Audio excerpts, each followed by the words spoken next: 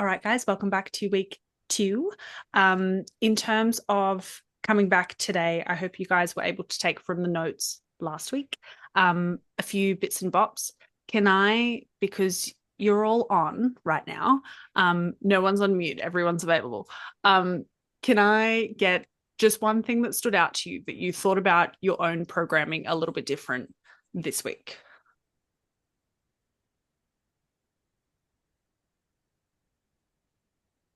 No one wants to go. Yeah, I was about to say someone can start. I feel like the way I program, how I sequence things, Mm-hmm. and keeping the what was it called? The macro calendar? Is that what you called it? Yeah, I like the don't know. yearly planner sort of a The thing. yearly thing, yeah, Yeah. that was in my mind a lot. Mm, But it's hard to decipher if like a client, because mm, some people I feel like talking about 12 months with them is too much. Like they're like really? that's overwhelming. Yeah, Yep. like How do they don't want you how do you flow with that conversation? to. I guess. I mean, you just say to them, look at it in the like long term, and it's like, yes, now we can commit to this like shorter time, but once we get there, we'll start thinking about like further, Hmm.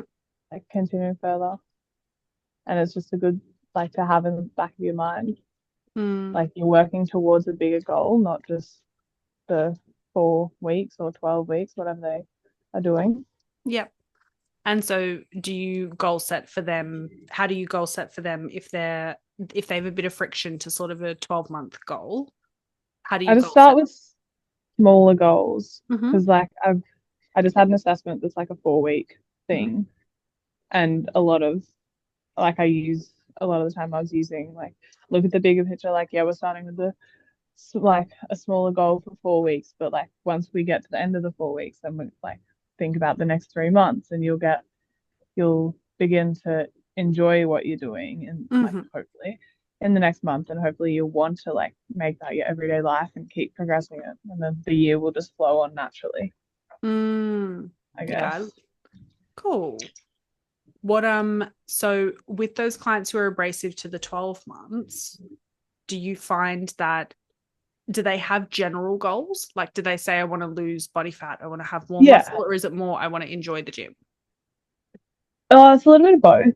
Mm, I think it's just a couple of the clients that I was working with, they just were a bit overwhelmed by thinking that far mm-hmm, ahead because, like, it's a bit scary to get into the gym initially. mm-hmm. And I personally was like concerned about their adherence, like, with because some of them just they struggle to adhere already to That's anything. okay. So Mm, I just was like, start really small, just look at the next 4 weeks. I'm using my assignment as an example, but mm, like still. sure. Yeah. And is that what you're resonating with this week a lot as well? Is just taking it out of the macro and just focusing, like, is that what you're resonating with emotionally this week for your own goals? Because I know that's what we Um, talked about oh, well in our one-on-one. yeah, I guess so. Actually, yeah. Like a little bit of both actually, because I like think 12 months like would be awesome to do a photo shoot in 12 months, but I also am like I really need to focus on the next 4 weeks. Yeah. So does that mean you want to do the end of year photo shoot next year? I wanted to do it this year, but I didn't think I was ready. So I think That's next year okay. would be a really good goal. Cool. Well, yeah, it's definitely something we can work towards. I love that. Mm. Cool. Yeah, it's so funny. I always find when we're going through particular things, we can empathize with our clients a lot better who are going or experiencing a similar sort of emotion.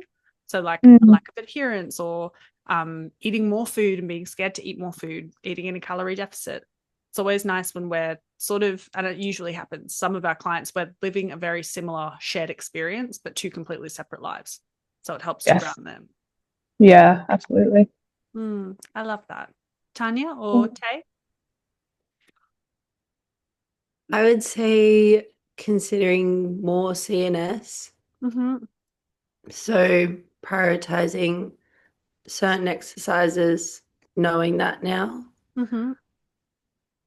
And my clients are a 2 day sort of split because I see them twice a week. So just changing it over to the first day of the week for those like harder exercises on the body, creating more fatigue. Because generally, yeah, we're all more tired at the end of the week. Yeah. So yeah, it just coincides nicely not to make them even more fatigued on like a Wednesday, Thursday, or Friday if I've already seen them. I love that. Did you notice a different energy at all by the end of the late week sessions? Like, were they a bit more sort of not gassed at the end of the session in compared to maybe previous weeks? Yeah, I guess so.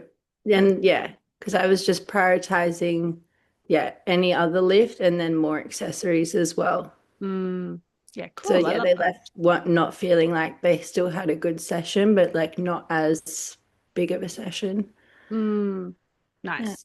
Good. I love that. That's awesome because that helps to keep client like training morale high, but also when a client leaves from you and they feel good, arguably that's better than the results they get. Like they prefer to stay with you even if the results could be mid, for example, because they're like, well, I just feel so good when I end the week or when I end the session. I feel locked in. So that's good. That will start paying its dividends really soon.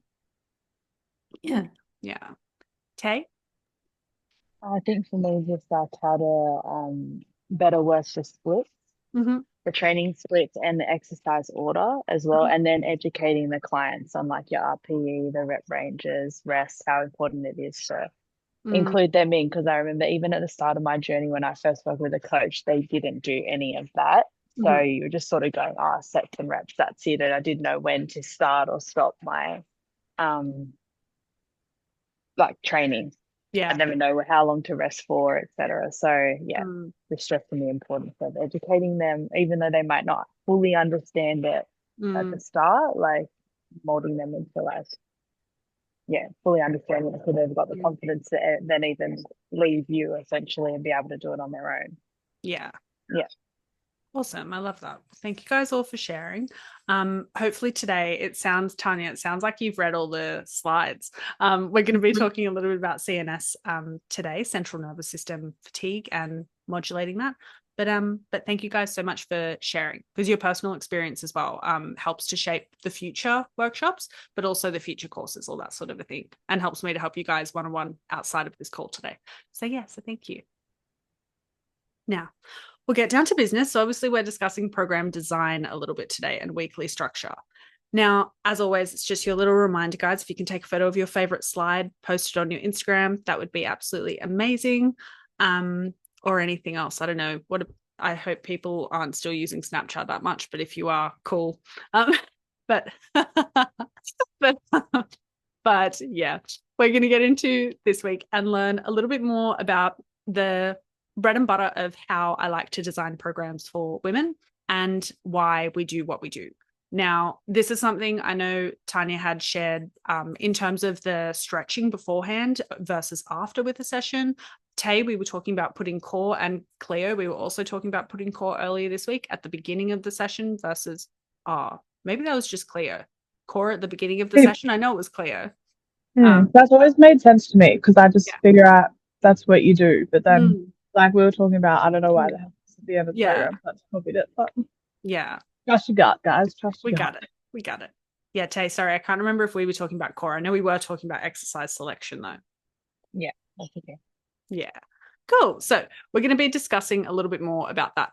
Now, of course, when we look at programming for a client, we want to look at their week. I'll also share how I train, which is breaking out of a calendar schedule, which drives a lot of people crazy. But in terms of prioritizing rest is where we grow our muscle. It's where we lose our body fat. And so I'll share a little bit more about my personal training methods at the moment, which I rest 3 or 4 days a week. So instead of training 5 days a week, which is my split, is a 5-day split, I rest 3 or 4 days a week. So my training bleeds out into about a 9 or 10-day split before I re-begin my cycle. We'll discuss that more though.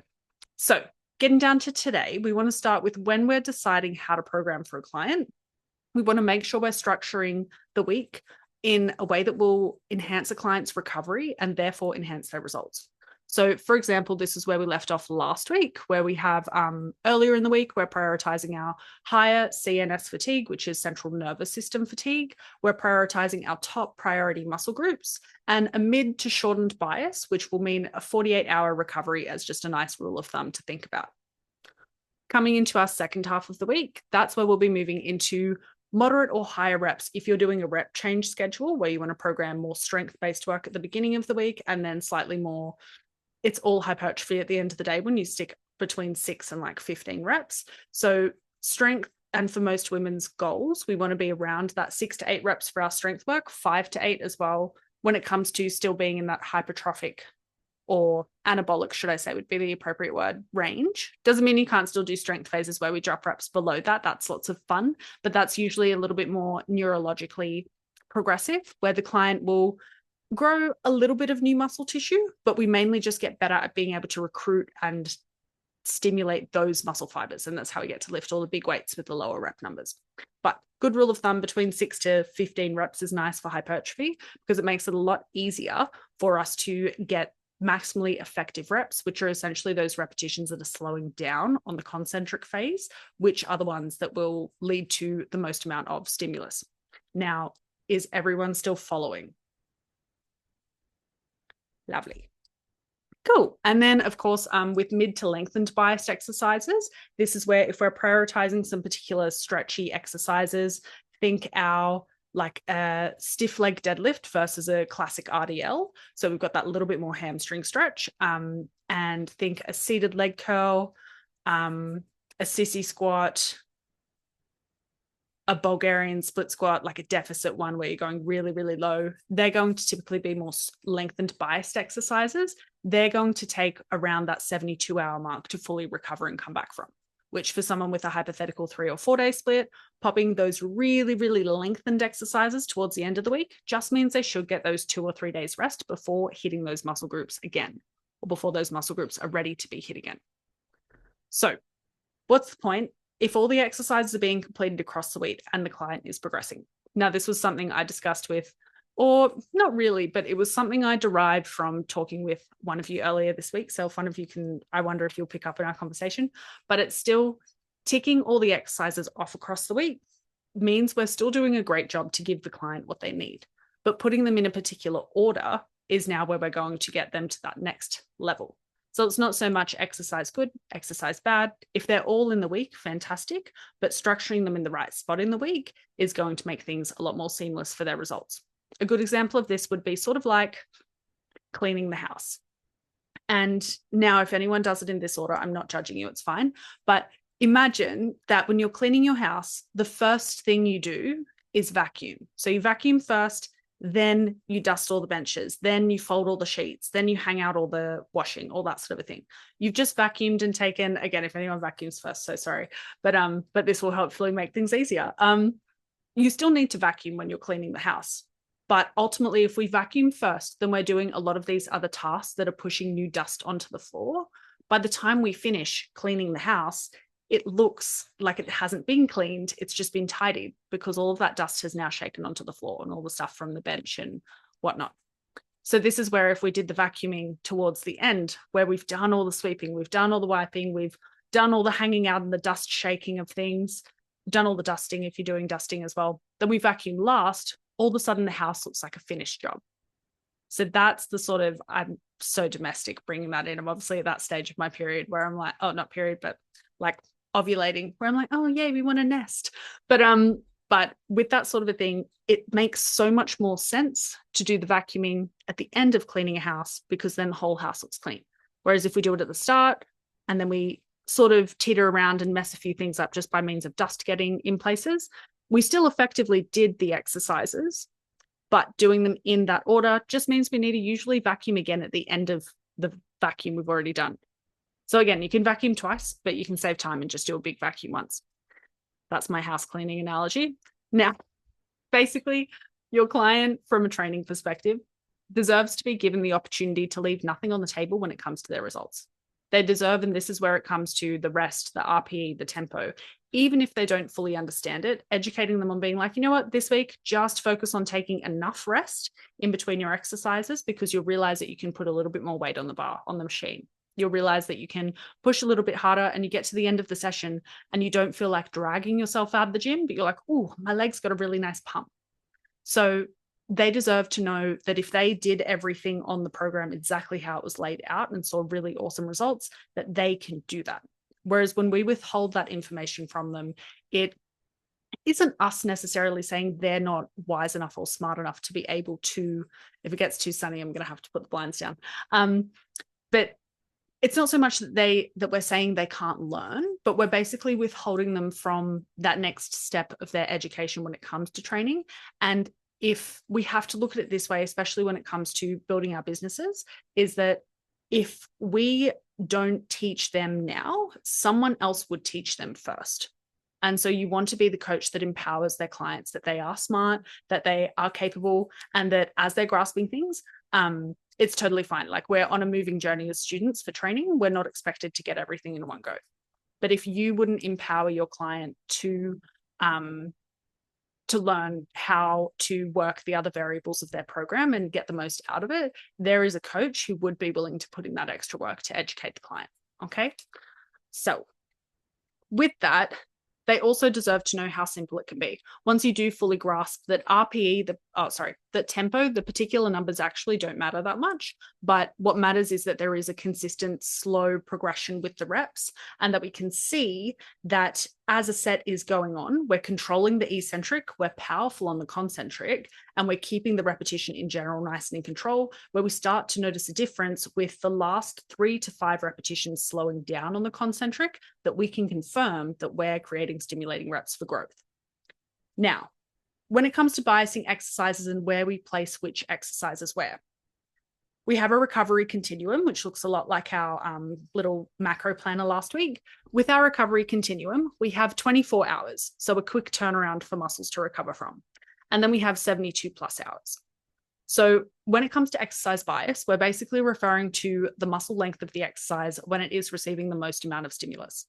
So I would like you guys to come off mute, and if you can tell me, what do you think in terms of, we've got shortened, we've got mid shortened, we've got lengthened, we've got mid lengthened, and then we've got mid range. Now, I've probably just given it away to a degree, but tell me where you think, what would take 24 hours to recover from in terms of a muscle contraction and exercise bias.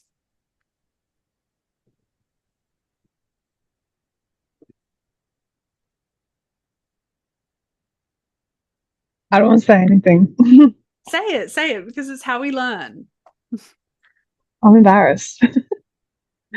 What do you I think? was going to say something like a bicep curl. That's correct. Like, that works. That's for me. Yay, biceps. But what category, like what type of bicep curl? Because you can do a lengthened bicep curl, or you can do a shortened bicep curl. I would just say, like, the one I'm thinking of is just like standing, and I think it is lengthened. I guess it is a lengthened one, yeah. Where in a standing bicep curl is the bicep under the most amount of tension? Where does the exercise feel the most difficult to hold the dumbbell? When you're bringing it back up, like at the top? You're here, almost at the top. Are you in Norma techniques right now? I am. Look at me, I'm actually slimming right now. It's great. So when the biceps at the top, that's where we're at? Yes. Cool. Like, oh no, it's like the hardest, like just before the top, I reckon. Cool. Like getting that last, like the last quarter of the rep is like the, oh. Yeah. But then the last 2 of the reps, it's like the last half. Yeah. Is that when the bicep is most shortened or most lengthened? Shortened. Yeah. Yeah. Yeah. So, oh my God, don't look at me like that. Is she correct? Now, that would be the quickest to recover from. Like, you could probably do that again in in a day's time. Probably, but yeah. Cool. that is a shortened exercise. And yes, that is correct. That is the first. Thank God. Yeah. God, a bit laggy on the computer. No, I've given away the answer. I've given it away now. It's there. God, laggy computers. So I'm so grateful I have a computer though. That's very, very nice. So next, we've obviously got mid-shortened. And so mid-shortened, see that as what Cleo mentioned with the bicep curl. We've got the top quarter of the rep. That's typically going to be our shortened biased exercises. Mid-shortened then, if we're in between the middle of the repetition and around the top, that's going to be where our mid-shortened exercises would be biased to. Now, for example, for a mid-shortened one, this is where we're not really having to get super technical with how we're programming. We just have a bit of a continuum for our shortened, biased, and mid-range exercises, where some are a little bit more mid-range, like a barbell squat, for example, onto a box, versus some are extremely short, like a leg extension, just the 1 1/4 rep leg extension, for example, for a quad. Yeah. So then we've just got the stuff in the middle. And so mid-shortened, for example, again, if we've got our barbell squat onto a box, that's our mid-range exercise for the quad. Then our shortened bias would be our 1 1/4 rep leg extension. So we're really getting that squeeze at the top where the quad is the shortest.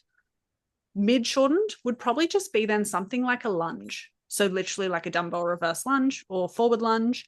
But we're not going super deep. It's not a split squat. It's not knees over toes as much as possible. It's just a lunge variation, for example. Yeah. Now, that would be our shortened bias to our mid-range, which brings us to the middle. I was about to say drum roll, please. Then we obviously start to get into mid-lengthened. And that is where, gosh, she's really lagging today. That is where we obviously start to go towards the other end of the continuum. So mid-lengthened to lengthened. Now we're thinking the other side of the continuum. For a lengthened exercise, in case I didn't say a lot of them before, what is one example of a lengthened exercise that you've programmed for a client this week or you've done this week in your own training session?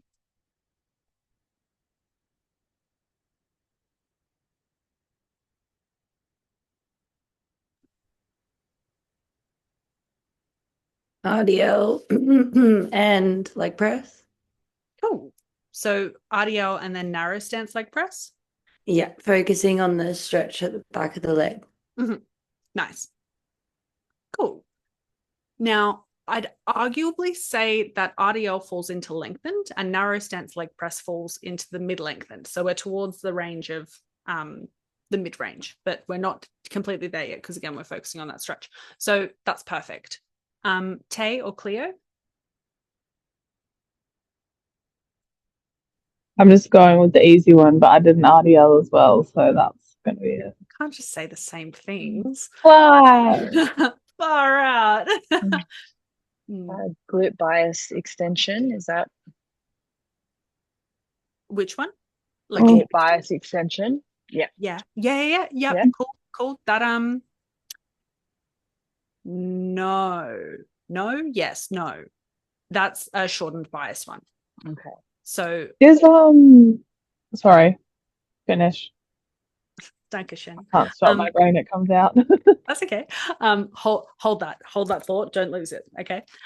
So with our 45-degree hip extension machine, our glutes are going to be feeling the most burn.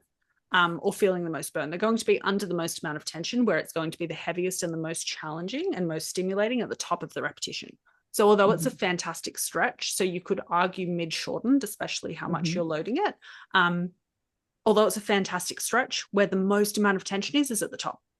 Yeah. So again, you could argue that a 1 1/4 rep or one with an isometric at the top would be much more shortened biased. But if you had a consistent tempo, then that's again where you could manipulate mid-shortened. Yeah. Does that make sense? Yeah. But yeah, it hurts me at the bottom in the lengthened position. So I understand the thought process behind it. Cool. Clear? I think I might be wrong, but I'm also not sure. The cable kickback for the glute med, I can't remember the exact name that's on my program. But is that a lengthened or is that mid or short? Because it's like the full. Okay. It's like the full thing though. That's why I was like, is it lengthened?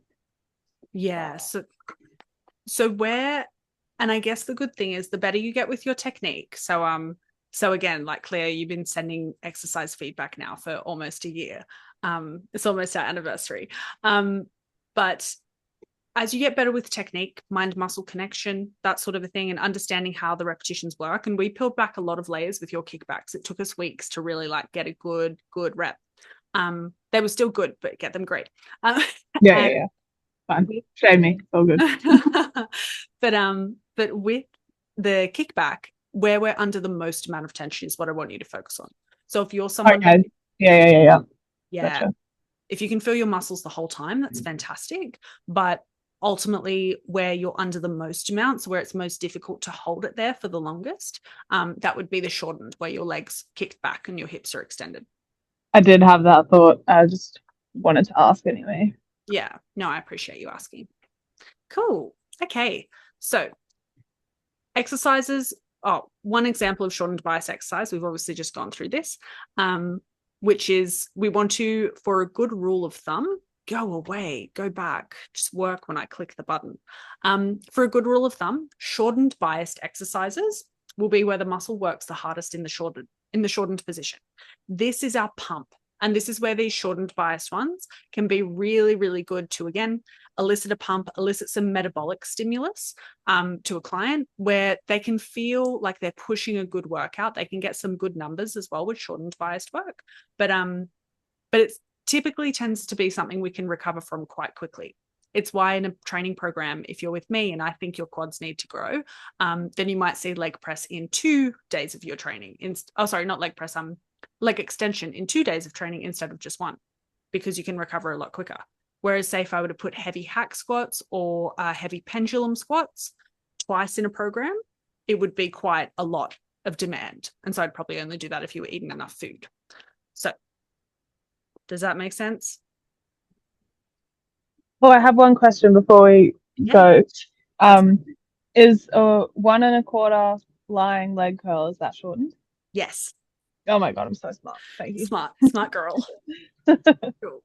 Now, so lengthened biased exercises, again, we were just discussing RDLs, a super deep Bulgarian split squat, and the opposite of our 1 1/4 rep lying leg curl, which is extremely shortened, would be a seated leg curl. So where your hips are stretched out, so we're stretching the hamstring from where the glute is, we're pulling on it, and then we're straightening our knee and we're stretching the hamstring out from where the knee joint is. So we're pulling it from both ends, creating a big stretch. Yeah. And that's where it's most difficult. Whereas you'll find it feels the easiest in the lengthened exercises. It will feel the easiest in the shortened position and the hardest in the lengthened. So for example, a deadlift, when you're standing at the top and squeezing your butt, that's like the easiest time to squeeze your butt. Similar sort of a thing, a seated leg curl, the easiest spot to rest is where your leg is tucked all the way in underneath your butt. So where the muscle's in the lengthened position, this is typically where clients will say, I can't feel the muscle working. It's a very common thing with our clients who might not be coaches or might not be as sort of like obsessed is the wrong word, but might not be as into their training and their mind-muscle connection and like, yeah, I really feel the burn. Like I'm really connected to my body. We've got some clients who are like that. And then we've got some clients who are like, I can't feel anything. And then the next day they're like, I couldn't walk. That is our lengthened biased exercises. Are the ones that is, I'm going to be sore tomorrow. So does anyone have any questions on that? So with the leg curl that you're seated on, that's seated leg curl. Yeah, that's hardest on the squeeze. So when you bring your feet in to curl. So that's actually a good point that you brought. Oh, my chair. I love how hard Cleo just laughed. That's actually that was on mute. Yeah. That's actually a really good point. So no, it's hardest when your leg is straightened out. However, you'll notice a lot of leg curl machines, so seated leg curl machines. And there's 2 different ones at my gym, which is why this is fresh on my mind. Depending on the type of machine, this is where some of them have settings on them that change which part of the exercise is most biased. So there's a gym called Prime Gym in the city in Sydney. And with that gym is literally, they've got like 5 different settings. So you can change all of the equipment to bias, lengthened, shortened, mid-range, mid-lengthened. It's very nerdy gym. But Yes, advanced. yeah. But basically, it's a really important question you note that, because there's 2 seated leg curls at my gym, where one of them, it is most difficult when your leg is fully underneath your, when your feet are fully underneath your knees, basically. And then the other machine, or the more traditional seated hamstring curl machine, and where you want to feel the most amount of tension if you've got it on the machine, is the one where it's most difficult out here, but it's easiest when you're tucked in here. So that's a good point, is that it also depends on the machine. Some machines and the way they're like hydraulics, I think, is the system behind it. It feels easier at some bits and more difficult at others, where it should, in theory, be the reverse way. So it's good that you brought that up. There are pieces of equipment where it can feel harder and you're like, hold on a minute, that doesn't make sense. So it does. It's just the machine.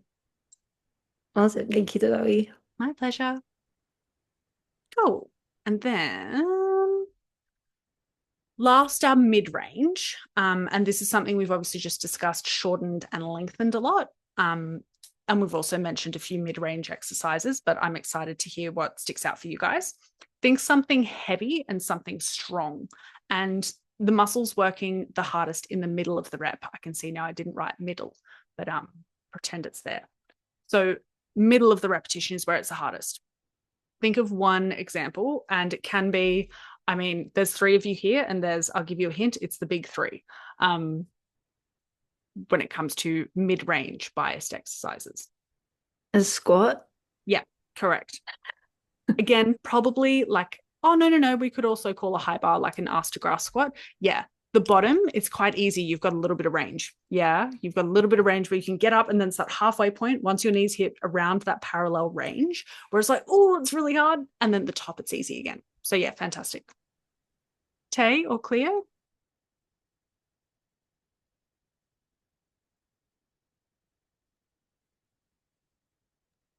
Would like a deadlift be? Yep. Think of where a deadlift, like there is obviously when it's too heavy, it's not moving off the ground at all. But where a deadlift is most difficult and where most people's technique starts to falter is once the barbell, for a barbell deadlift, once the barbell gets to just below the kneecap to just above the kneecap. So it's where everyone, like, if someone can pull it up, they're typically quite okay until that point. And then it's that point there where their back goes from being like really nice and strong to looking like a bit of a prawn. Yeah. So I was doing the pause deadlifts for a while there, and like that's the I was about to say work on that. Perfect. Yeah. Beautiful. And then Cleo? Is leg press one? What variation? Sorry. Maybe the ass to grass one? Yeah. Yeah? Yeah, that's good. I was wondering if you would say the narrow stance one. Because obviously I programmed for Tanya and Cleo, I programmed with you guys for ages. But you only get the ass to grass one every so often. You usually get that one didn't like me. Pardon? That one didn't like me. The ass to grass one? Yeah, we had some back and knee issues. Yeah. So ass to grass, similar sort of a thing. Bottom part tends to be quite easy to get from point A to point B, but getting from point B to point C, it's that transition where, again, the back might start to come out a bit more. The good thing about a leg press, you are a lot more stable than a barbell squat, but you will typically notice that, again, where your body wants to jolt out, where your knees want to come in the leg press, where you've got to think like, hold on, don't let my knees go like that. Got to keep them aligned. That happens in the middle of the rep. So so fantastic. Thank you. Cool. So again, just a quick summary for that.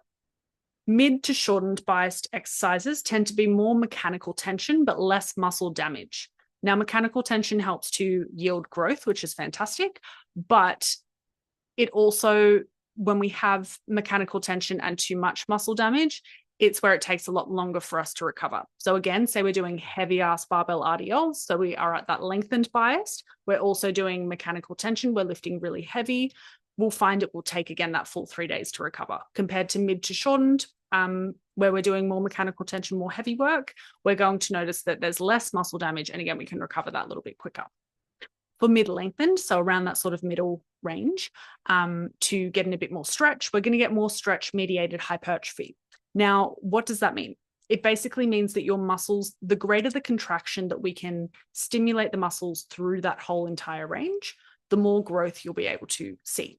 So what do I mean by that? Similar with our barbell RDL versus versus a lying leg curl. If your goal is to grow your hamstrings and develop your hamstrings and you want to bias your hamstrings, you will see greater growth with an RDL versus just doing leg curls all the time. Balancing both across the week helps to optimize the stimulus side of things and recovery, because it's not that inherently an exercise is wrong. Sometimes it can be in a better spot, but yeah, basically a lot of the times you'll find the exercises you're giving clients already, they're not going to be inherently bad. A lot of exercises and exercise variations are fantastic and they keep training morale high. They can still build a lot of muscle tissue, but we want to know what our big hitters are so that we're including them in our clients' programs so that they're making results as fast as they possibly can. Any questions on that?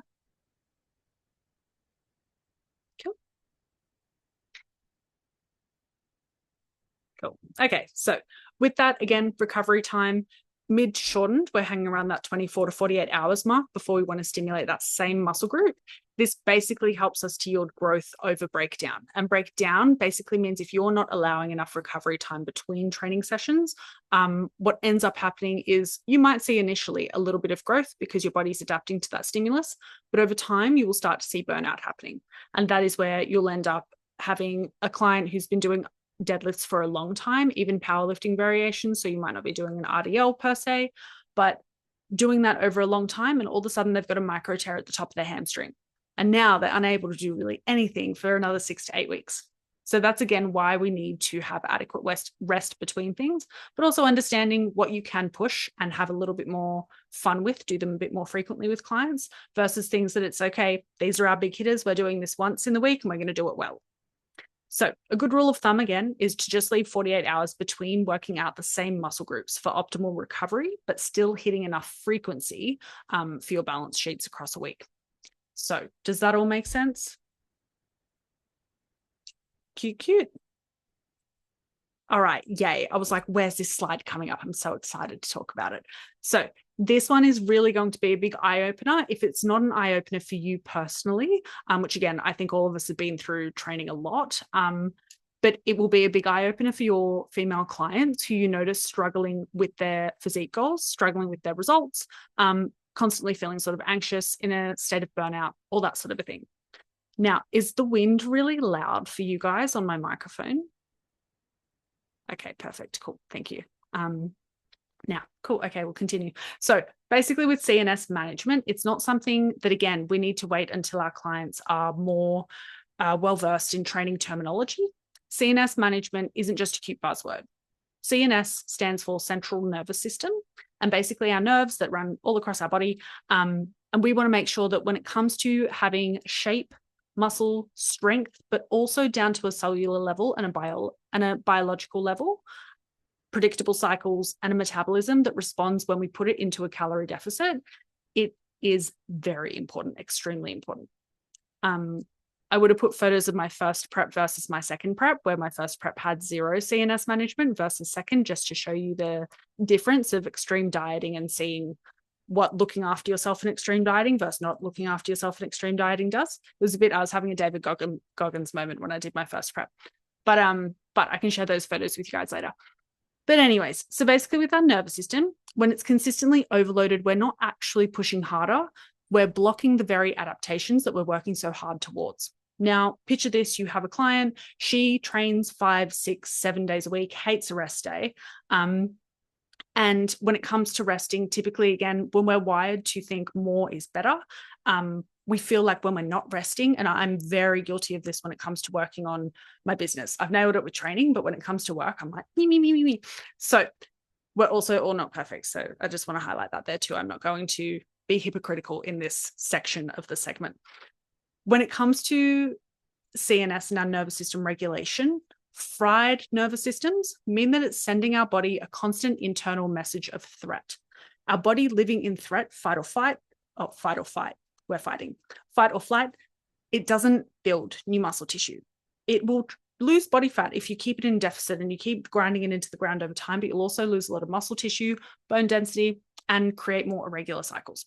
Basically, a fried nervous system creates a body that slows and holds. And so what's happening here is when our cortisol is chronically elevated, which we elevated in training, it's very good for our training and mobilizing energy. But when it's chronically elevated, so it doesn't get an opportunity to come back down. Again, we're recovering 48 to 72 hours between our training sessions hitting the same muscle groups. This is where that recovery, where we dip out of that high cortisol state, puts us back into an anabolic state, a muscle building state, a fat loss state. Whereas when it comes to cortisol and how it rushes around in our body, it helps to mobilize fatty acids, it helps to mobilize glycogen, yes, but when it stays elevated, it's actually catabolic.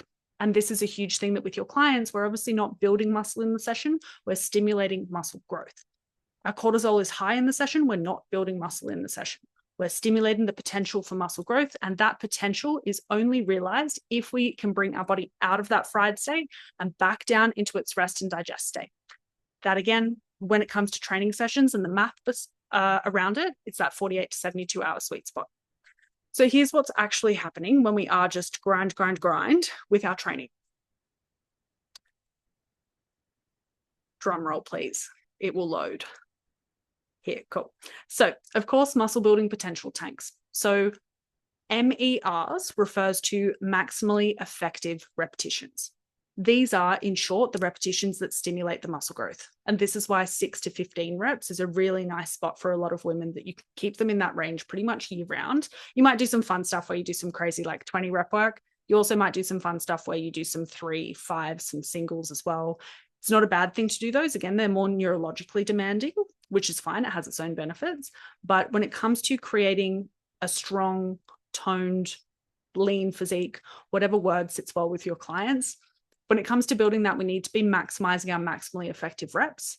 And the way that we do that around that 6 to 15 range, it maybe only takes us 2, 3, or 4 repetitions before the last 2, the cream on top, they're stimulating the new muscle tissue. If we're doing 15 reps, it probably takes the first 10 or 11, and finally the last 4 are the maximally effective reps. So again, those final 4 or 5 reps near failure, where our concentric is slowing down more than the first X amount of reps you were doing, they're the ones that are going to stimulate the potential for new muscle growth. They're where the highest threshold motor units fire, and where, when it comes to muscle fiber recruitment, we're creating the most amount of potential. So I just want to really make sure that sticks. A stressed nervous system reduces the motor command and strength we can produce. So, and I know we've all experienced this before, where you're going into the gym, you're wired, you're anxious, you've just had a fight with a partner, or you've just heard something really like terrible about your job, terrible about a family member, something like that. Touch wood, that doesn't happen to anyone for as long as possible. But when we're in that state, you go and train and it's like you can't even feel a pump in your muscles. And so you're just sort of like moving through the exercises. But because your nervous system is so frazzled and fried, it becomes a lot harder for us to direct our demand where it needs to go. And so this, again, say you haven't had something traumatic happen, but your body's just in this constant state of elevation, then it's very easy to literally not be able to access the fibers that you need to actually create the muscle change and the physique change. This means we end the sets early because A, just doesn't feel right, or B, we can't maintain our technique. We also cap our efforts, so things feel a lot harder, especially as females. We're much more vulnerable to just the stresses of everyday life, and that's a beautiful thing. But it also means that when we're tanked everywhere else, we come into our training session that we're paying our coach to transform our lives. Your clients come in because they want change. And when they're not changing anything else, we can keep them in the gym for mental morale. Like, yay, you get your session done. You're one of the top 2% of people who prioritizes their training, which is so, so awesome and should be a huge ego boost. But if you want more than that, that is where we need to be prioritizing that. Again, managing our nervous system on a whole helps us and allows us to reach our full potential from a muscle building perspective. Next, bone density stagnates. So of course, as women, our bone density can very quickly decrease over the course of our lifetime when we're not strength training, when we're not eating enough food, or when we're also overtraining as well. So the other, both ends of the stick. Strong bones, to make them stronger, they need heavy loading, loading and repeated displacement of force. So basically they need to be hit. If you want to be a strong old lady, again, 2 sessions a week is a really good goal, 30 to 45 minutes. You actually don't need that long to improve your bone density with your training. When it comes to nervous system tanking and not being able to produce enough force, again, it disrupts the ability for us to connect to those muscles to contract the way they need to be able to strengthen our bones. Women then, and I'm sure you'd see this with a lot of clients who are above 50 and struggle to get enough protein in, but also might not care enough about getting enough protein in. It's a conversation I had with the client this morning, and I'm like, I know, but we've got to switch on for me. Like, we can do this one day at a time, one protein meal at a time. But we end up lifting less. We recover poorly, so it takes us a lot longer to recover. And then we lose confidence under load as well, which then starts to mean that training morale can decrease, and someone might not want to come in because they're like, well, I'm not really getting stronger anymore. And so we never build the bone mass that helps to protect us long term, and means that when we fall over, we don't break like glass, but instead we fall over, we get a bruise, we're a bit sore for maybe a few weeks as we're older, but we're not breaking any bones. Now, next, of course, and really important again for a lot of clients, typically our women do want to lose a little bit of body fat and build a little bit of muscle. This is where your metabolism becomes conservative instead of responsive. Your body is constantly trying to keep you alive. And so when your body is constantly trying to keep you alive, this is where, if we are placing repeated bouts of stress on it without giving it a moment to come back in primal days, come back into the cave and know that it's safe because someone else is looking after everything. This is where our nervous system and our HPA axis. Now, our HPA axis is our hypothalamus, our pituitary gland, and our adrenals. So basically, to summarize that in a really one sentence that does not summarize it enough, it's basically how your brain speaks to the thing that helps to produce your hormones when it comes to sex hormones, regulating cortisol, all that sort of a thing, but also how it speaks to your adrenals. And of course, our adrenaline and the way that our cortisol rises our adrenaline, all those stress hormones, that sort of a thing. It's not necessarily a bad thing, and it can in fact be a beneficial thing to have those elevated, as it trains our body with stress resilience. It helps us train better in general. But when it's up all the time, basically what happens is that system being lit up all day shifts the body into survival mode. We get lower thyroid output. So for me, my thyroid in comp got dangerously low. It was already quite low, and I still had another like 12 kilos to lose. And I was like, fuck it, we're still doing this show.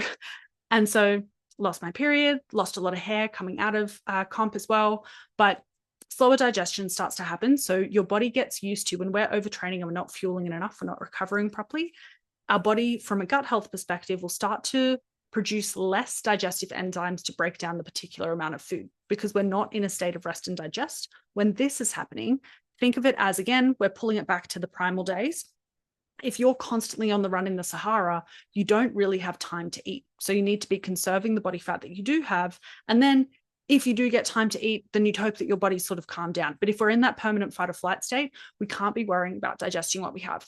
So we then start to obviously get slower digestion. This can then lead to fermentation. It can lead to bloating, constipation, IBS symptoms. We then also get reduced insulin sensitivity, which is when we are eating, our body gets the hit like, hey, so from the stomach to the small intestine, the body receives the message, hey, we've just had some glycogen coming into our body. We've just had some sugars, some glucose.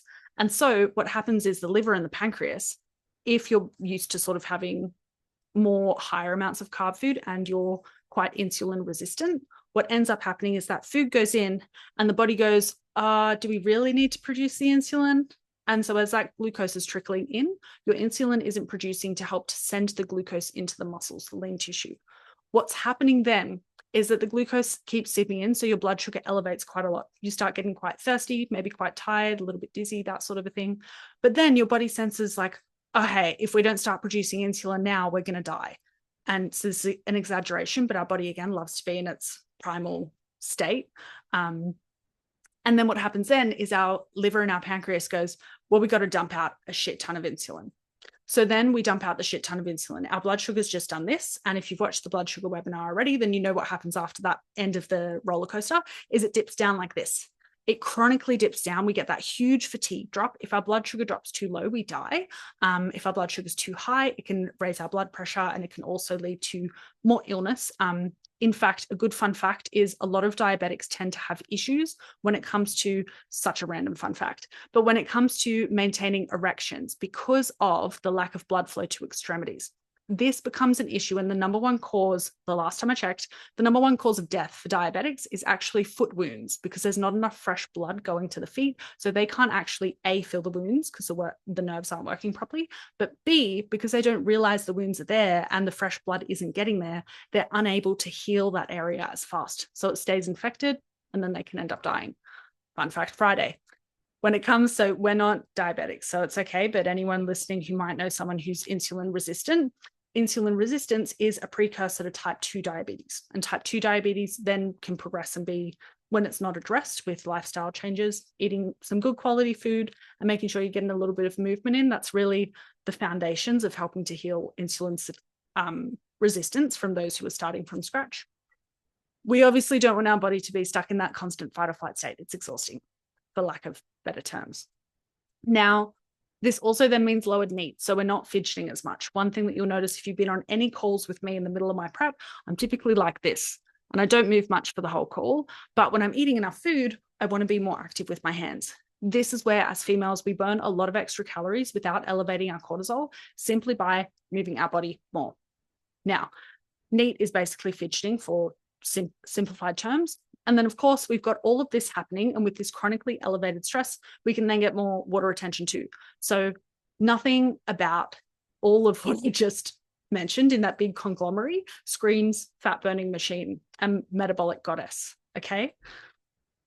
So then we've got that your hormones become unpredictable. And this is where, of course, our cycles rely, and we really like, when it comes to regulating our nervous systems, we really like predictability. It's very nice when it comes to keeping us in a state where we know or have a pretty good, strong chance about knowing what the outcome of something will be. So we'll often find ourselves also sometimes stuck in self-sabotage loops where we know the outcome, and even if the outcome isn't necessarily serving us, and this is something that happens a lot with binge eating clients as well, we know the outcome isn't serving us, but we also know the outcome. And our body and our nervous system is very much hardwired to seek an outcome it knows versus going into the depths of trying something new just in case it doesn't work out or just in case X, Y, Z. So our fear will keep us stuck often in this state of predictability, but it also means that throughout that time, it becomes easier for our body to then, again, shut down these systems where we have high stress, low sleep, hard training, and under eating. And we shut down these systems, we end up having blowouts and not understanding why, and staying stuck in a big cycle of all or nothing as well, which you'll commonly see with clients. When it comes to, again, obviously loss of cycle because of overtraining and because of a fried nervous system, we'll also find that your body literally pulls energy away from reproduction and pulls energy away from growth because it's like, we've got more important fish to fry. We just got to stay alive. Okay. So with CNS management, that's the main, I wanted to cover and separate those a little bit so we could really get into the nitty gritty before we get into writing a program, which is the quick part. So that's fine. It's really important we understand this first. When it comes to regulating your nervous system, for Tay and Tanya, Cleo, I'm not sure if you're there, but for you guys, what stood out the most that you can relate either for yourself personally or a client? You don't have to share if it was with yourself or with a client, but what stood out for you most in that segment?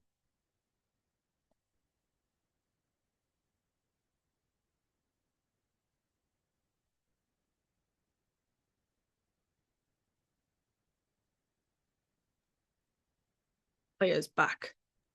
I was there. I just had to get up.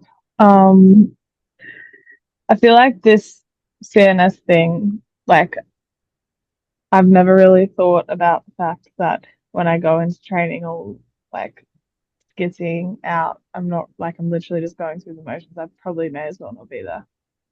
Like, in some cases, yeah.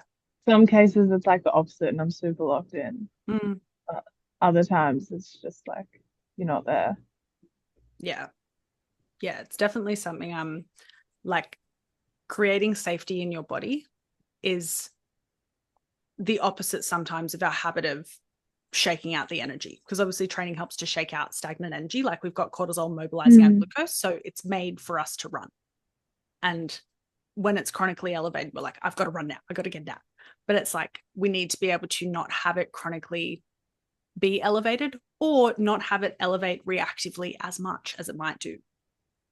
So that happens by practicing more recovery and allowing your body and your nervous system to identify and start to predict that safety is attached to rest instead of sort of safety from, again, and it's usually safety from like a mind perspective. It's like, I need to get these thoughts out of my head. I got to go.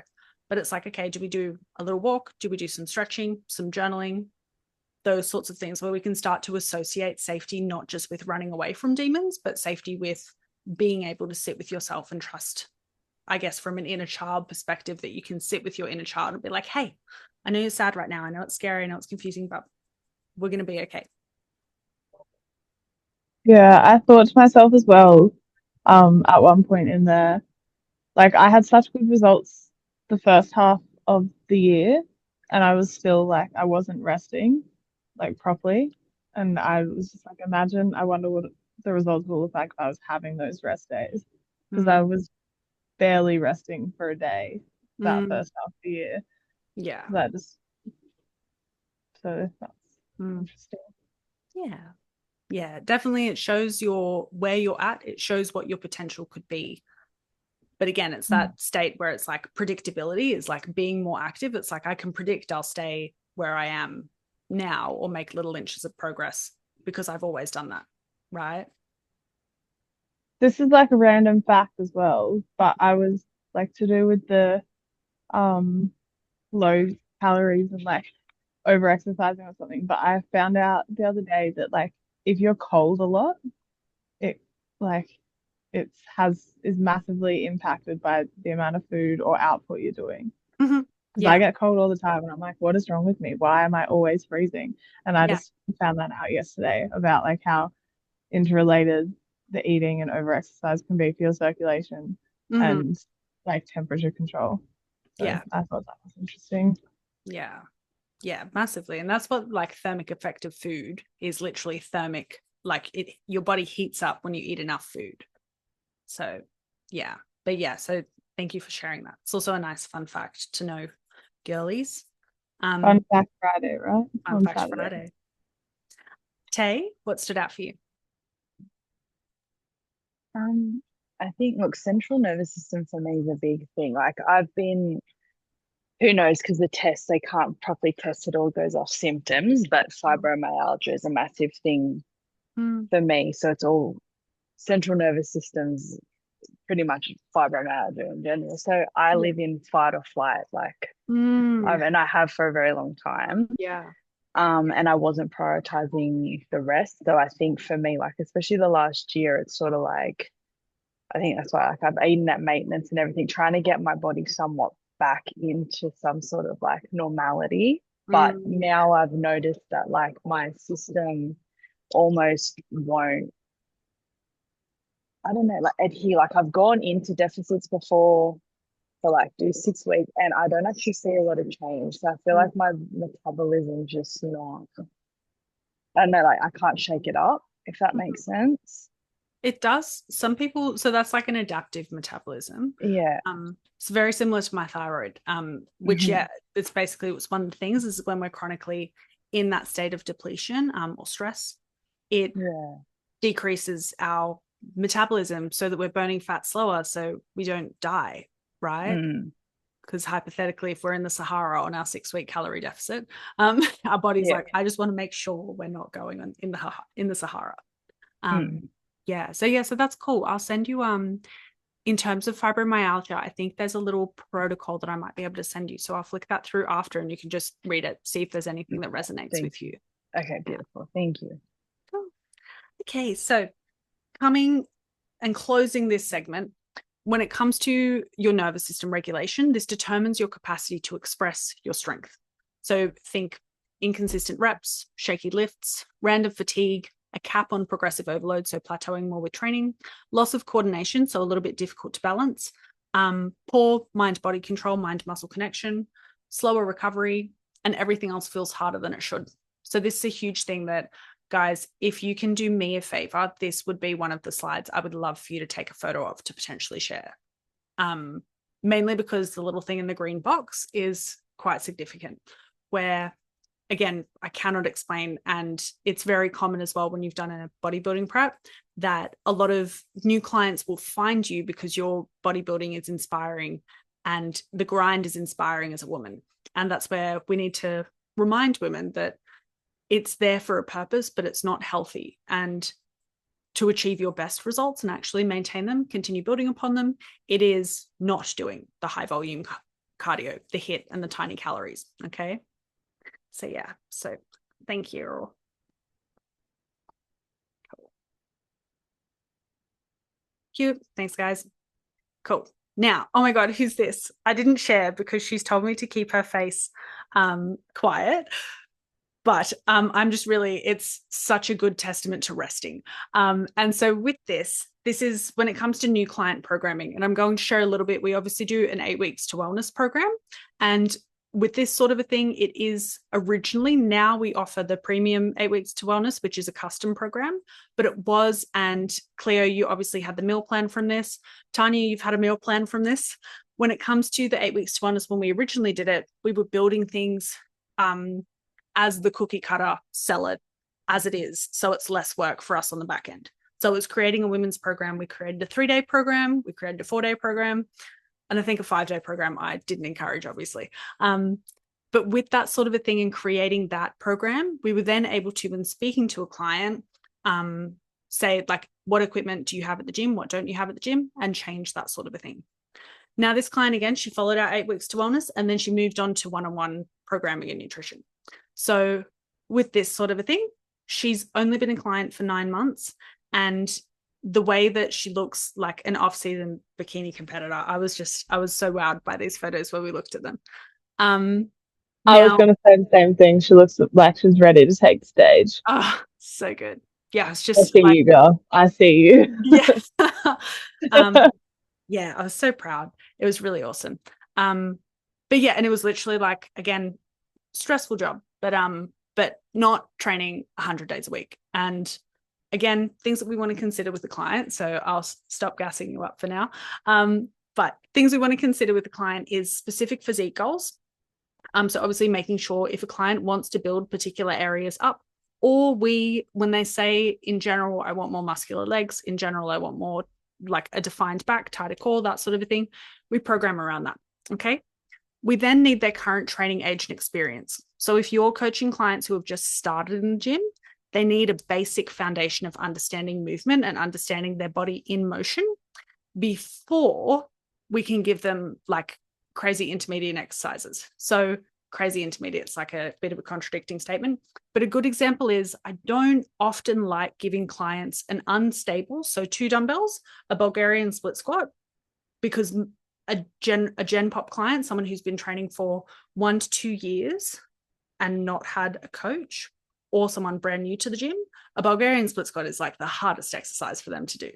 So that's a good example of training age. If someone's a bit more of a beginner, that might not be something you put in. If someone's a bit more intermediate or advanced, that is where they might be able to clock something that's a little bit more technical, and you can ask them particular questions and guidance on that. So if you're programming for a client online who might not be getting video feedback, you might say, hey, how does this exercise feel, for example? And then a current level of volume is also extremely important. When you're dealing with clients who may be coming from a 5 or 6 day training split, they may have 5 or 6 training days. And like my program, there's not as much volume in the 5 training days. So you'll have people who have a bikini body split program with 5 training days, and there'll be 6 or so exercises. Every exercise will have 4 or 5 sets. It'll be quite a lot of work that they've got to recover from. And that's where we don't need to strip back all the volume right away, because their body, it will be an adjustment period for them. And we want to get the quick wins fast for a client. But instead, we might drop their volume by about 40%. So again, request the previous program schedule, and then current nutrition support. We have to understand if a client is going into a fat loss phase, then they'll have lower nutrient support to fuel and recover from their training. This means that this doesn't mean that they can't achieve great results, but it also means that if we put heaps of volume in, they're not actually eating enough to recover properly from that volume. They'll end up burning out and fatiguing.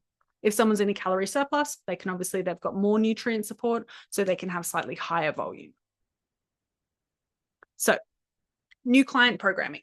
This is where I want to break down now how to program for your new clients. And this obviously will break this down, do this for a bit of homework this week. But we've got a few things that we want to focus on. And the main thing is reps, sets, and tempo. This allows clients to learn particular movement patterns. I haven't mentioned RPE yet, which is really an important caveat. It's still on the program, but I haven't mentioned that as the 3 pillars that we want to make sure we nail first, okay? Basically, if client is striving for RPE before they understand tempo and before they're doing heaps of reps, they'll end up just doing the weirdest technique possible, just to put more weight on the bar. So we want to make sure we tick our reps, sets, and tempo off with a client so that they can learn movement patterns without getting to excessive fatigue, so that their rep ranges can support both strength and hypertrophy. So you might again be towards that 6 rep end of the spectrum. Then you might give them something like a tricep extension, and you might do 12 to 15 reps for that. It also helps to build work capacity for a client if they're new to training, giving them a lot. So giving them 3 sets per exercise, 12, 15, 20 reps, and just gassing them. It also can fatigue them too soon that they've then got to take a break off training. So a good example of this is a new client comes to you and they say, I was sore for the whole week after training. We've given the body too much volume. And this is something that's really common where it hurts my brain to register. I understand, but I don't like it because I'm like, your body should be able to tolerate more.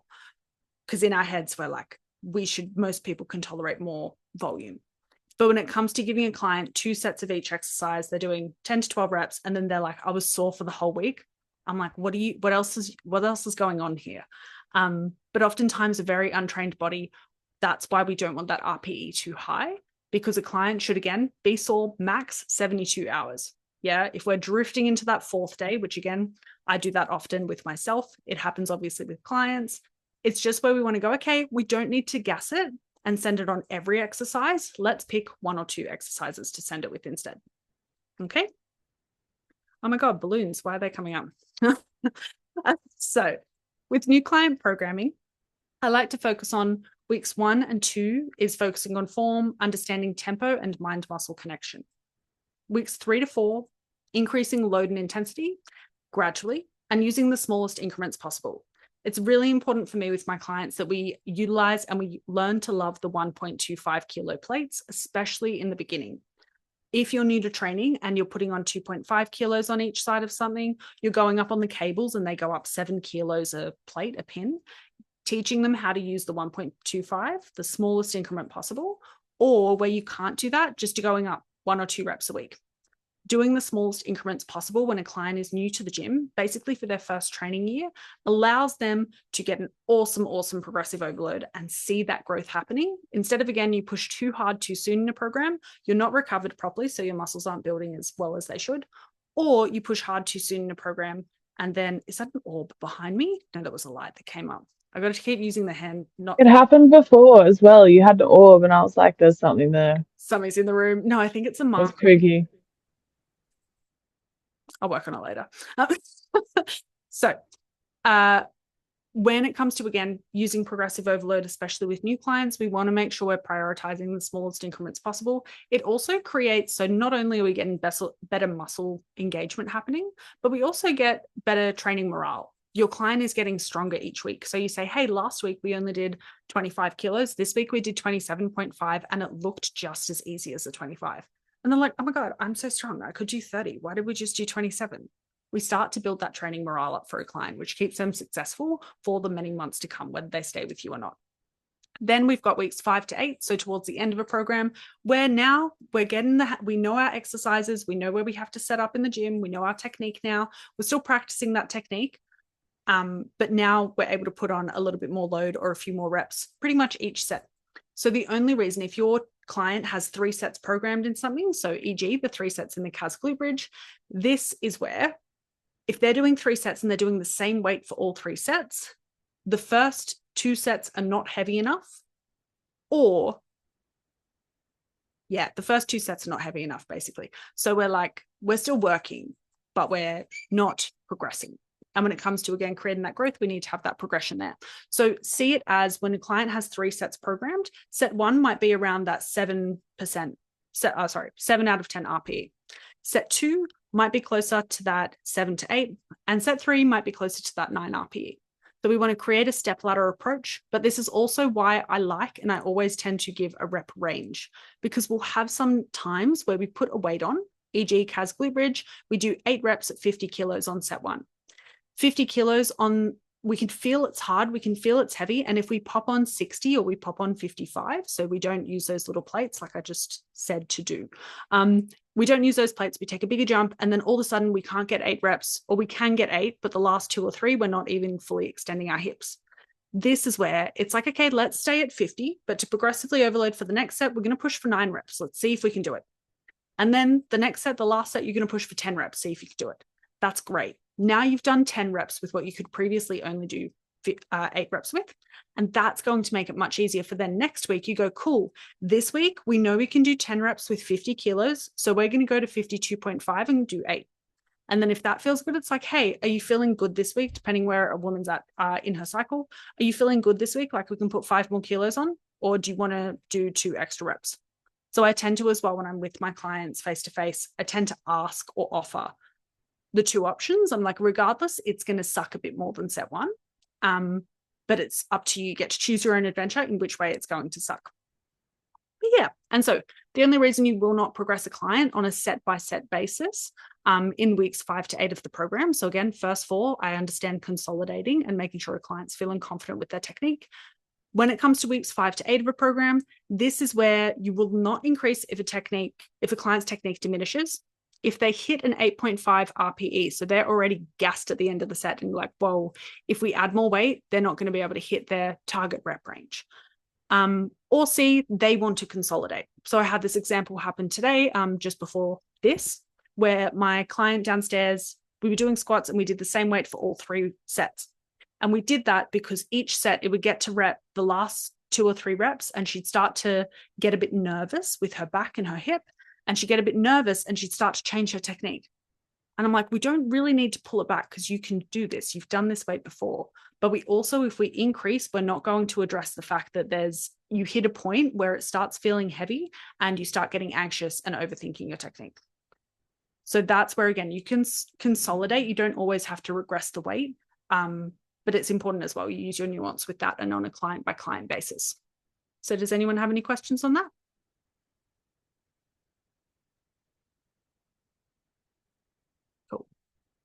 Cleo, are you unmuting or are you good?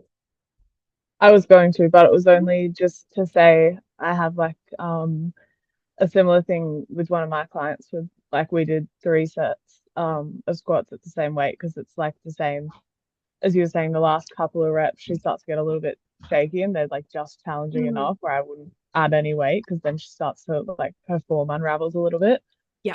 Yeah. But that was all. Yeah. And yeah, it's very common. It tends to be like a lot of my clients over 55, they're mainly my face-to-face clients now. It tends to be like once the anxiety kicks in about a heavy weight, it's like they still want to do it because they feel like they've failed if we take the weight off.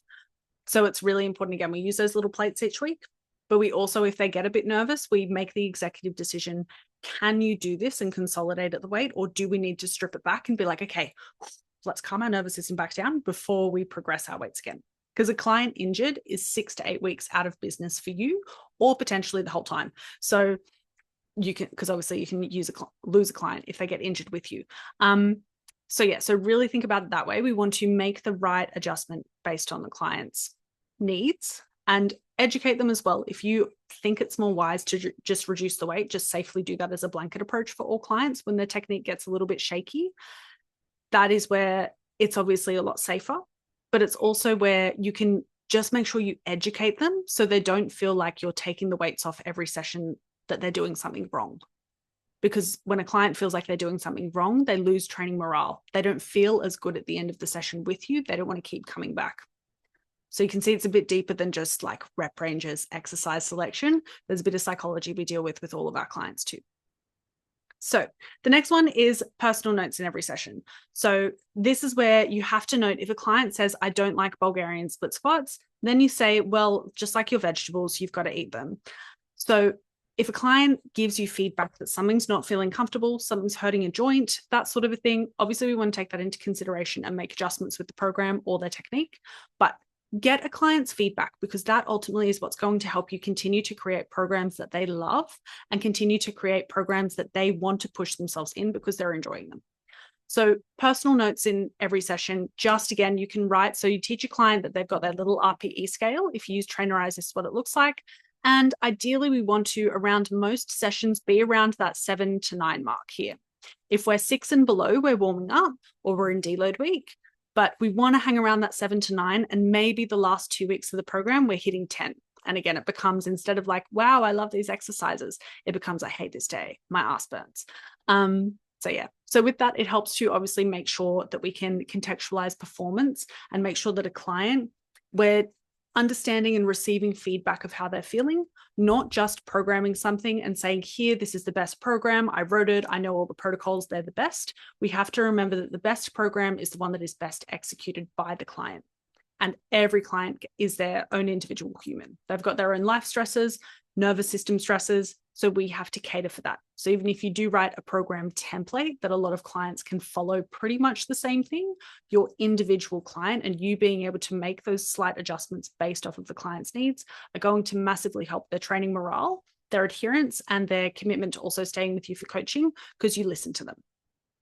So again, things to track: energy level, sleep quality, stress, cycle phase, soreness or injury. So if something's aggravating for my clients who have, again, the hamstring tear is something that I've done a lot of work with physio clients with. If someone's got something like that and you're doing exercise and they're like, I feel it here, but I don't feel it in this one, or I only feel it after the RDLs, but I don't feel it in them. It's like, take that on board, change it for now so the injury can heal. Okay. And then, yeah, again, under 6 for an RP, we're dusting the weights off or we're in deload, and 7 to 8 is sweet spot. Anything above 9, we're in the last week or so of the program. Cool. So now here's exactly how I write programs. And this will be how we sort of end things before I give you guys the assignment today. But basically, the way that I write my programs is with mobility first, activation second, and then lifts. And I want to explain why, because a lot of the times we think that stretching is for after a program. We think that if we do too much activation work that we're gassing ourselves before the program. I just saw the orb. It's this thing.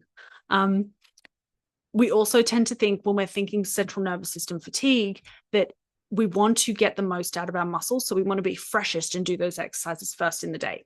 And yes, that is important, but I want you to think a layer deeper. For the client that's training to transform their body, we want to stimulate their target muscle earliest in the session, not just gas them on their heaviest lift. And so for this, I like to start with mobility first, because the goal is to increase how much a muscle can stretch and contract every rep, basically. So, oh my God, cats, so cute. So cute. I wish my cats were here, but I've locked the door. So with mobility, this is where, if we are really stiff and tight in our hamstrings, for example, with an RDL, love a good RDL, so I'll probably keep using it as a good example. But if we're really stiff in our hamstrings with an RDL, we might only be able to, and I know you can only just see me here, but we might only be able to get our body down to about here. And so we're here, and the glutes are really only stretched about 70% to their full potential. If we were doing a full hip hinge, we'd want to be able to come to almost parallel to the ground. That would help us to reach our deepest stretch in the glute, in its lengthened position in the barbell deadlift. If our hamstrings are tight, we won't get there. We'll get a little posterior pelvic tilt, and we'll sort of have a hunch back at the bottom of the lift, and we won't get that glute progress. So I like to do mobility first, because it helps to open up the joints and the muscles for us to adequately stimulate them to have their maximum capability of growth. Next, I like to focus on activation, and that's a brief. So brief is 5 to 10 minutes. So you might spend 20 minutes stretching and activating, but brief, separate them so it seems like less time. It all matters. So after mobility, I like to include, again, a little bit of activation, and that just helps to increase motor unit recruitment, strengthen that mind-muscle connection, and help distribute into the target muscles. So I'll explain this properly in a second, but basically we want to prioritize with activation. It should be low fatigue. It can switch on the pattern, but we don't want to exactly pre-exhaust the target. We want to go just before that pre-exhaustion point, or about like 20% before that pre-exhaustion point. So an example here for our glute activation before RDLs, this is where we've got a bent leg kickback, 15-second hold followed by 15 reps. And then we've got a single leg glute bridge with a little pause at the top. Same sort of a thing. That's a lot. Your ass will be already quite hot after that, okay? But then you'll notice something else. Oh my God, no, I did delete a page. So you guys just have to look at the meme and bear with me now. So the I am strength flare that we do with programming. Damn it, I deleted the page.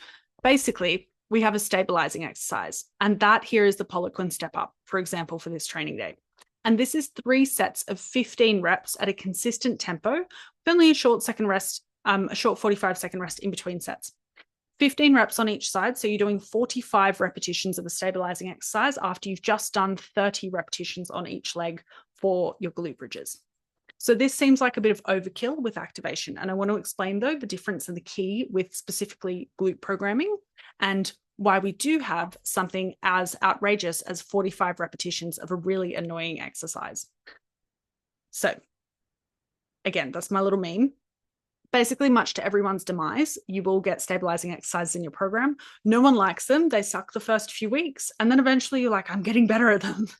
But these are the ones where we do end up getting pretty close to burning before we've even started our heaviest lift. And so I want to explain why.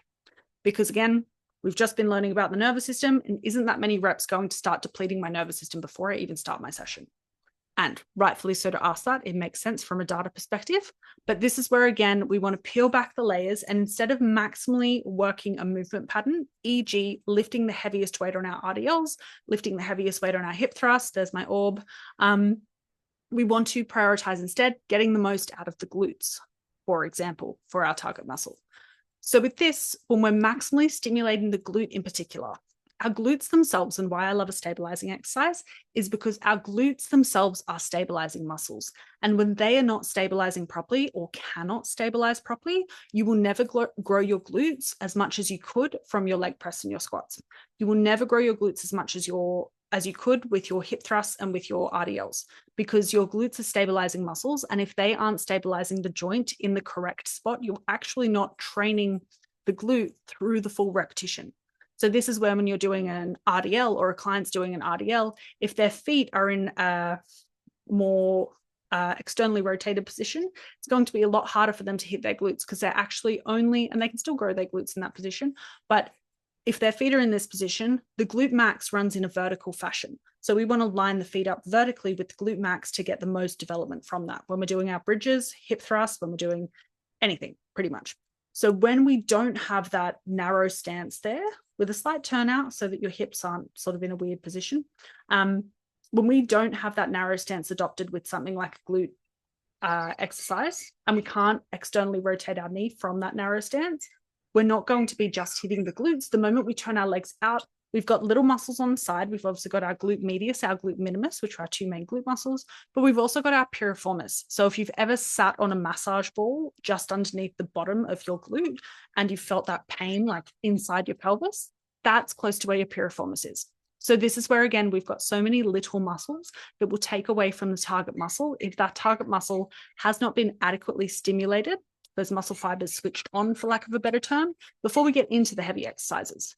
Now, the caveat with this is that it also means that when it comes to doing the heavy exercises, that doing those heavy exercises is not simply lifting a 200 kilo, we'll go something, so 100 kilo CAS glute bridge done where you're getting the reps up.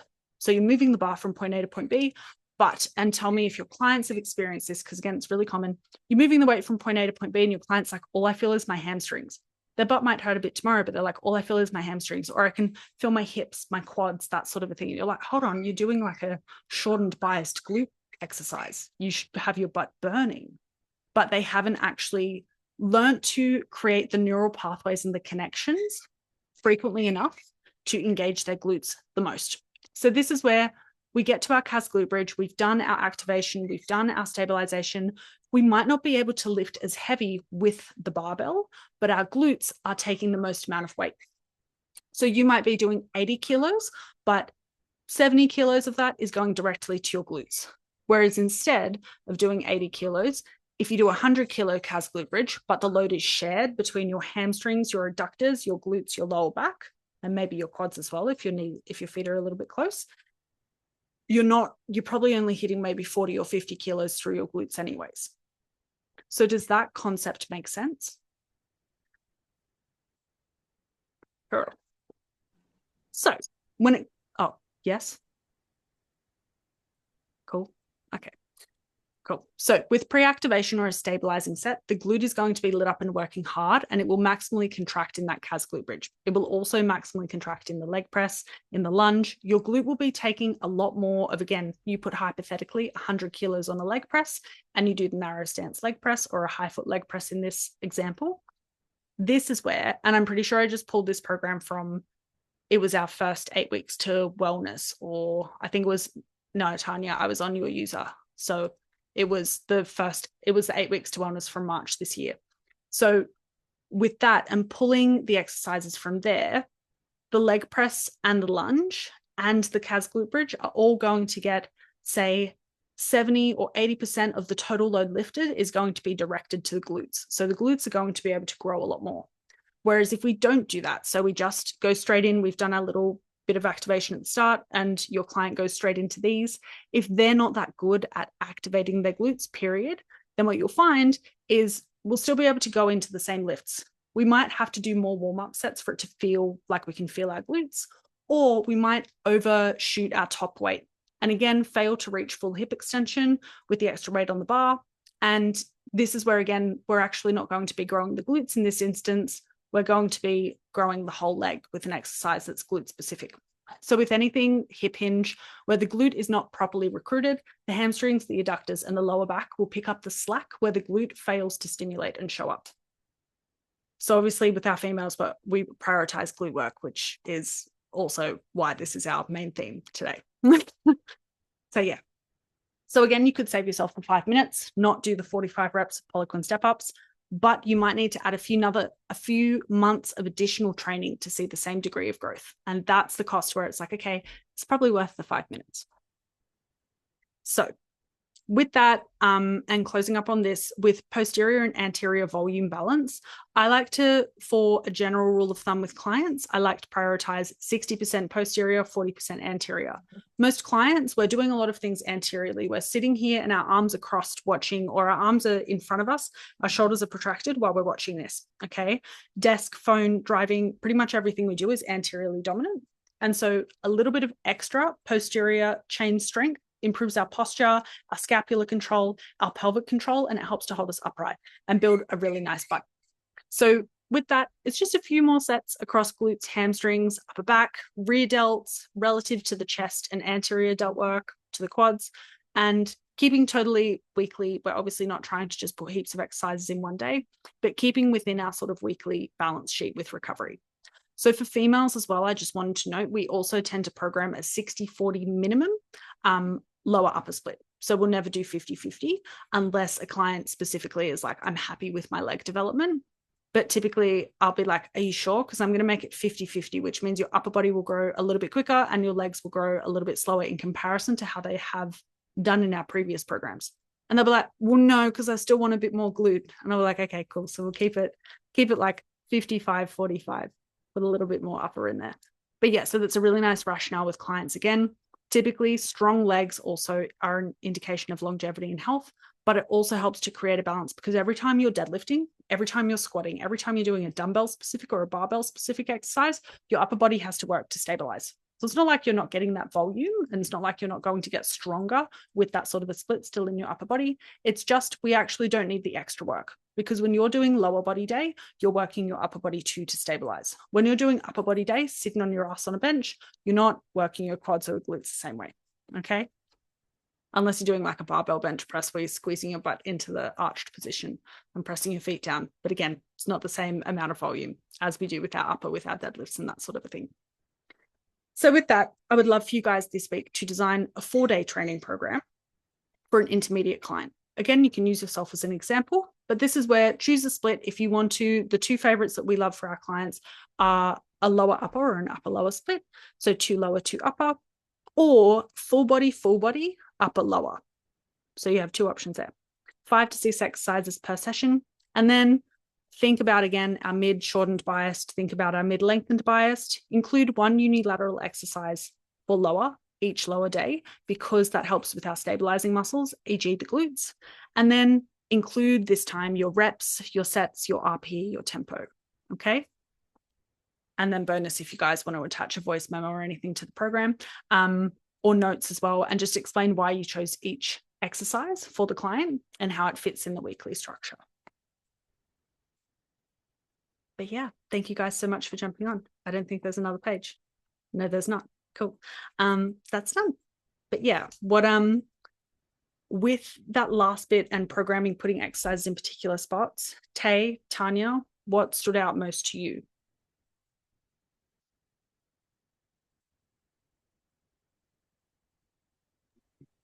I guess with the most recent example, the Porcelain's step up. Yep. Poliquin. Thank you. No, I always pronounce things wrong. Yeah, basically, like, obviously using it to get them to learn how to get the glute to be the stabilizer in the exercise so that it carries over onto those more demanding compound lifts. Yeah, I think, and like that neural connection as well that it builds to their glutes. Yeah, I definitely noticed when that was in my program at the start of the year how much carryover that had as well. And just thinking about my own clients' programming, like, because I only have 30 minutes with them and they won't, adhere to more lengthy, mobility and warm-up routine. Like, that's why they're not, like you said, progressing at the rate that they could, because it's taking longer to make these adaptations and like connections in their body. Yeah. But like that, literally that one exercise would like help so many of my clients. But again, like to get through that with them would just take up quite a bit of time before I can even prioritize like the other leg exercises and some upper body. So obviously it's a slot we have to go the other way. But yeah, I guess it would be showing them and explaining to them why this is going to be so beneficial if they do add that in themselves. Yeah. You can even as well, I did this yesterday with a girlfriend. She's not a client yet, but she's going to start. But I did this yesterday with a girlfriend. We just did 10 reps of the Poliquin step on each side because that's how disengaged her glutes were. And 10 reps was enough. So it doesn't have to be 45. But have you thought about including, again, just 10 reps with a client of just slow and controlled and watching how their knee tracks around their toes? No, I haven't. But yeah, even in like say a lunge, even if it's static or reverse walking, like their knees just I'm constantly cueing like keep your knee in line with your foot or in line with your foot, etc. because they just don't have that control. Yeah. Can you see, do you feel like if you're getting 30 minutes of workout with a client, can you see a benefit to getting 25 minutes of more intentional work could be more beneficial for the client and explaining that to them so that they understand as well? It's like learning the art of communication because their perception is like exactly what was on the other slide. Like, I just need to train 5 days a week and constantly feel like I'm thrashing myself is going to equal more progress. So trying to help them understand like that's not how this works. And because I would love to set aside time to have these slower sessions where it doesn't feel like, a really hard session, but it's still going to, lead them into having harder, efficient sessions. If we pull back and learn, like build more of a foundation again. Yeah. Yeah. But it's just like learning how to communicate that so that they're interested and want to do that. Otherwise, they just think, no, that's like a waste of time because it doesn't feel hard. Yeah. As hard as, It does feel just hard. trying to Yeah. keep, well, it doesn't Yeah. feel like, Mm. it feels too slow for them. I hear you. Yeah, like we're spending too much time on this. Like, I just want to start lifting some weights. Yeah. Yeah. I started because I'm assuming this is your like over 50 clients who have this Yeah. mindset. Even Yeah. 40s, like women Yeah. that are 40 plus, like, because they have no training background, etc. So, like, Yeah. it's just their perception that they've seen maybe online and things that, you got to work out really hard. Yeah. Yeah. I started pitching the Poliquin step up for my clients, who again, just a little bit more set in their perceptions for now. I started just saying it was the first exercise of the workout. So I also found that to be helpful. You're not exactly lying, but like when you drag on a warm up, sometimes it's not as, again, it doesn't keep morale as high. You're not as like, I just want to get to the workout. But instead of that, I say, okay, the warm up's over. This is our first exercise. And that I found has landed really well with clients. Okay. Yeah. So give that a go. Just be like, this is actually an exercise. Yeah, well, it's like, this is the first exercise, like this is your prerequisite to get into the heavy weights today. I want you to nail this.